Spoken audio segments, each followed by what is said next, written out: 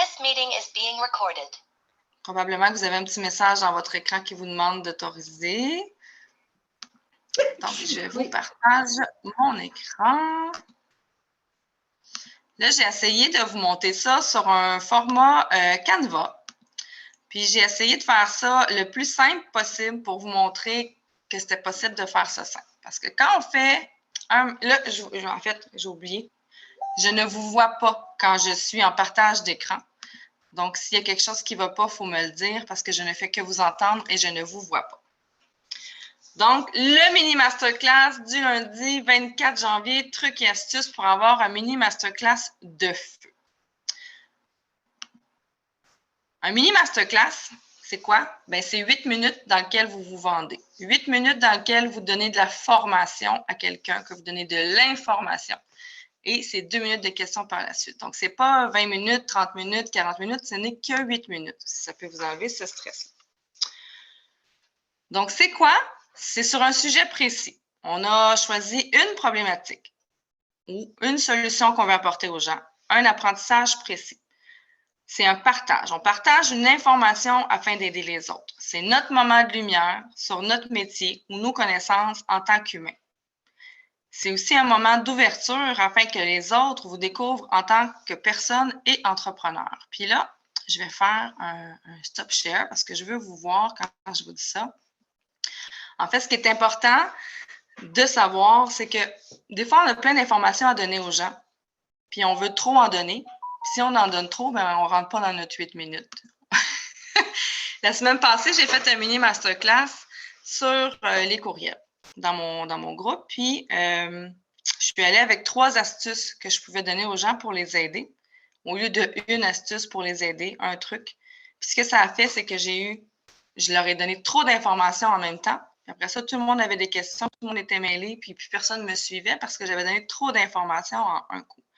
Fait que c'est important de bien comprendre cette portion-là. Est-ce que ça va? Est-ce que ça va? Là, je vous vois. Fait que là, je suis comme plus sûre si tout le monde, ça va. Mélanie, ça va. Parfait. Donc, je vais repartager mon écran parce que j'ai essayé. Je me suis dit, bon, je fais 10. Je suis allée sur Canva, j'en ai mis 10. J'ai dit, il ne faut pas que je passe plus que 4 minutes par image. Fait que arrêtez-moi si vous voulez que ça fait 10 minutes que je suis sur mon image. Donc, je continue. Je vous repartage. Là, vous voyez. Donc, quand je dis on partage l'information afin d'aider les autres, ça peut être sur notre métier, ça peut être aussi sur quelque chose qu'on a appris pendant la semaine, sur quelque chose qu'on veut leur partager.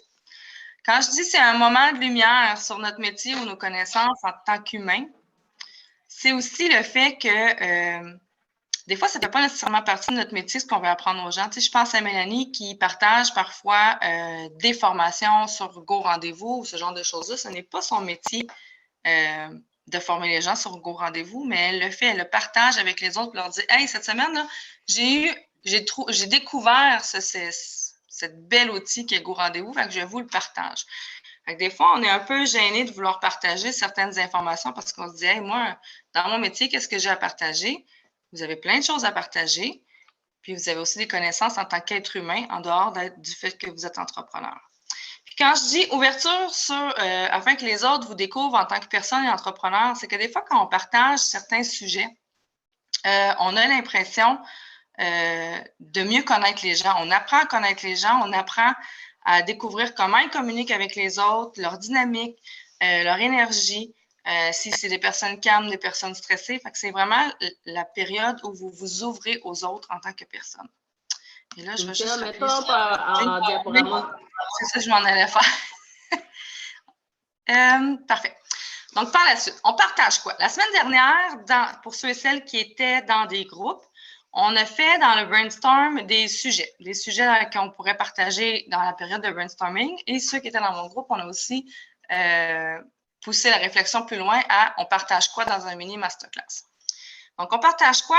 Je vous ai donné des exemples ici là, parce que il y en a des milliers d'exemples. Quelqu'un qui vend des produits, bien, ça peut être pour mieux s'organiser, pour prendre soin de soi. Qu'est-ce qu'on fait pour que ça sente bon quand les clients rentrent chez nous? Pour se reposer. Pour ceux qui sont en réflexologie, masso, ostéo, bien, ça peut être des trucs ou des astuces sur la gestion du stress, sur la concentration, comment éviter une blessure, comment diminuer la douleur. Un coach, Ça peut être sur des astuces éclairs sur un mindset, la routine matinale, l'importance de votre énergie, les mind maps, les vision boards, sortir de sa zone.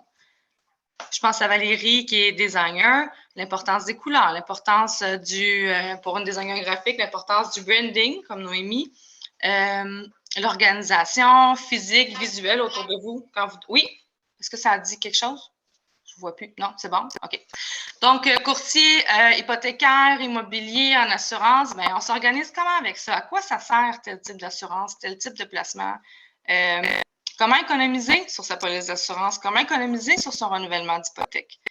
Des trucs et des astuces que vous donneriez en général à un client qui va venir avec vous. Qu'est-ce qu'il va faire? Il va dire, hey, elle m'a appris quelque chose. Bien, c'est ça que vous partagez aux autres pendant votre 10 minutes de vente. Pas 10 minutes de vente, mais votre mini masterclass, excusez-moi. Donc, pour les autres métiers, là, je pense à des métiers de construction, je pense dans un autre groupe, on a quelqu'un qui est en climatisation, ça peut très bien être sur les qualités de l'air, l'importance de la qualité de l'air, l'impact de la musique sur votre vie, sur l'art, sur votre vie, les trucs des logiciels informatiques, des trucs de posture pour vos images en photo, planification, marketing. Est-ce que je vous ai donné assez de trucs, là? Là, je vais aller vous revoir, là. Là, vous en avez en masse pour réfléchir, là.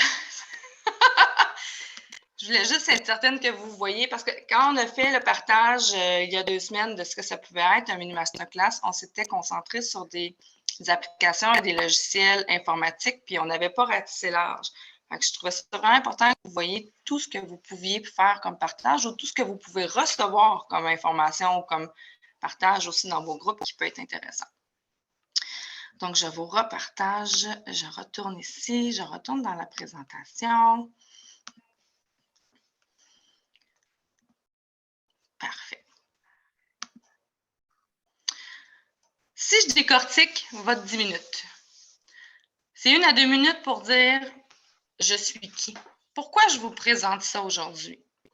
Comment ce que je vais vous partager va avoir un impact sur vous, sur votre entreprise ou sur votre mode de vie? » Ensuite de ça, c'est un 4 à 5 minutes. Puis ça, là, si jamais vous voulez l'avoir par la suite, là, je peux vous le partager, il n'y a pas de problème. Donc, 4 à 5 minutes, on est dans le vif du sujet. Donc, je vous partage mon truc, mon astuce pour vous aider dans votre quotidien. On calcule environ 4 à 5 minutes parce qu'on a eu le 1 à 2 minutes qu'on a dit pourquoi je vous présente ça, qu'est-ce que ça va avoir comme impact sur vous. Puis ensuite, on vient faire un wrap-up d'1 minute. En 2-3 phrases, là, on vient wrapper notre 4-5 minutes pour leur dire, pour leur rappeler c'est quoi le truc que je viens de vous donner. Puis aussi, on peut profiter de cette minute-là pour dire aux gens comment on peut vous contacter pour en savoir plus sur le sujet que vous venez de partager, si jamais c'est une formation sur quelque chose que vous donnez en tant que professionnel. Et il vous reste juste 2 minutes de questions. Tu sais, c'est pas trop quand même d'informations que vous avez à préparer pendant 10 ans. C'est de l'information que vous donneriez à quelqu'un au coin de la rue pendant 4-5 minutes que vous donnez un truc. Là. Vous rencontrez quelqu'un au centre d'achat, vous vous mettez à jaser avec lui. 4-5 minutes, vous lui avez dit comment ça fonctionnait, puis par la suite, s'il veut avoir plus d'informations, il vous contacte par la suite. Et là, ce qui est important de savoir, là, moi, je vous présente aujourd'hui ça sur Canva, mais il y a d'autres méthodes possibles. Tantôt, vous avez vu pendant la minute de vente de Vicky, elle a partagé son catalogue. Donc, c'est un visuel aussi.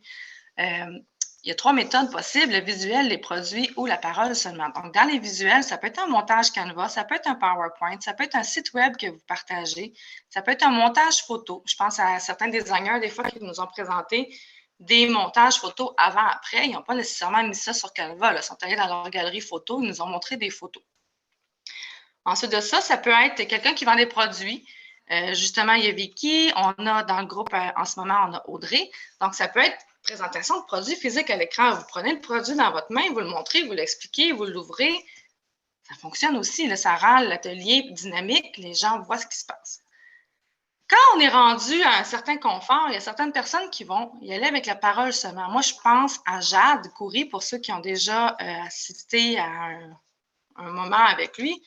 Il parle d'une manière qu'on l'écoute, même s'il n'y a pas de visuel, même s'il n'y a pas de produit, on l'écoute. ça fonctionne bien, c'est fluide, puis il n'y a pas de problème. Là. Vous avez le droit d'y aller juste avec la parole, d'expliquer certaines choses. Je pense au coach. C'est rare que vous allez avoir un produit à présenter. Un coach va souvent va prendre la parole, puis c'est suffisant, puis c'est correct, puis on adore ça. Là. Quand je dis visuel pour nous aider, je l'ai décortiqué quand même un peu, mais je vous le mentionne quand même un peu plus en détail. Donc là, Canva, pour ceux et celles qui ne savent pas comment l'utiliser, il va y avoir éventuellement des formations là-dessus qui vont être données dans le groupe des nouveaux ou dans des mini masterclass dans certains groupes. J'ai vu que la semaine dernière, il y en avait eu. Donc, il y a une licence qui est gratuite. Il y en a des pros, là, mais il y a la gratuite. Sinon, il y a le PowerPoint. Donc, quelqu'un qui aurait la suite Office, qui est plus expérimenté, pourrait y aller avec un PowerPoint. Les photos vidéo, ça peut être un montage vidéo, ça peut être une galerie photo. Les montages vidéo, un peu dans le concept qu'on a vu avec ce que Valérie nous fait à chaque semaine dans les nouvelles.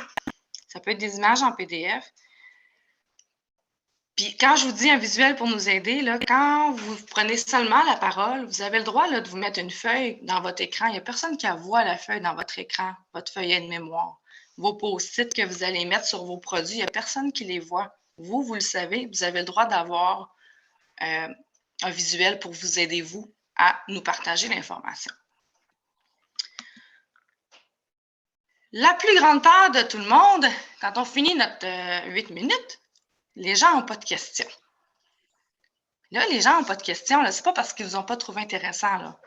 Ça peut être parce que les autres personnes dans le groupe sont un peu gênées. Ça peut être parce que l'explication que vous avez donnée, c'était parfait, puis ils n'en ont pas besoin de plus d'explications. Ils ont adoré, c'était parfait, ils n'ont pas besoin d'avoir plus d'informations. Ou, des fois, ça peut être parce qu'à ce moment-ci, ils n'ont pas besoin de l'explication ou qu'ils ont de la difficulté à assimiler toute l'information. Puis c'est correct, on leur laisse cette option-là de ne pas poser de questions. Les membres ne poseront pas toujours des questions.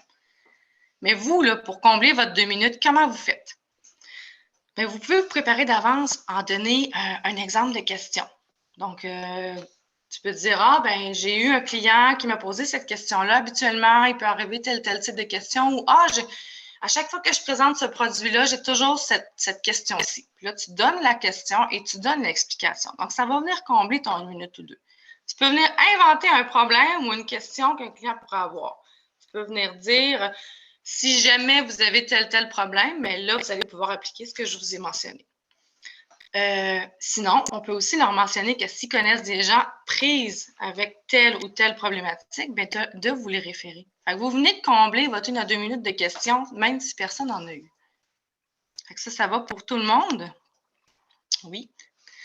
Donc, trucs et astuces pour rendre le tout agréable. Bien, faites pas comme moi, respirez. Ne parlez pas trop rapidement. Si vous avez un inconfort, que vous êtes stressé, que vous êtes gêné, vous avez le droit de le dire au début de votre mini masterclass. Vous avez le droit de dire, c'est la première fois que je fais ça, c'est la 2e fois, je ne suis pas habituée, je suis stressée, ça se peut que je parle vite. Les gens vont apprécier le fait que vous leur mentionniez que vous êtes stressé. C'est tout à fait normal. 3e truc, bien, préparez-vous, soyez prêts. Puis quand je dis soyez prêts, ce n'est pas nécessairement d'avoir préparé le gros PowerPoint, c'est soyez prêts mentalement, visualisez, imaginez que vous ayez 5 minutes pour changer la vie de quelqu'un par le truc que vous allez lui avoir donné. Puis là, des fois, je vous dis changer la vie de quelqu'un, vous pouvez vous dire, mais là, moi, je ne changerai pas la vie de quelqu'un avec tel objet. Peut-être pas, mais peut-être que oui. Limitez-vous pas à vous dire que ce que vous donnez comme information, c'est pour vous vendre. Ce n'est pas ça. Ce que vous donnez comme information, c'est pour aider les gens, pour changer leur vie, pour leur donner des trucs et des astuces.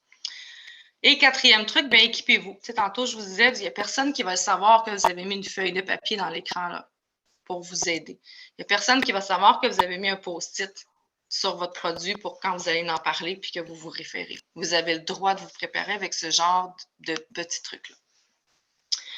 Et dernière astuce que j'avais le goût de vous partager, c'était oser demander de l'aide. Donc, demander de l'aide, que ce soit à vos mentors ou à vos collaborateurs, puis même à Google. Puis quand je dis même à Google, c'est qu'exemple que vous n'avez pas de sujet, mais vous aimeriez partager une problématique. Quand on va sur Google, là, puis qu'on tape, c'est exemple, je tape Tupperware, problème de, puis là, il va me sortir une question, puis il va me sortir une série de propositions de questions que les gens se posent par rapport à des Tupperware. Puis là, on peut venir parler de ça. C'est là que je veux vous dire, même à Google, vous avez le droit de demander de l'aide. C'est normal de ne pas avoir toutes les réponses.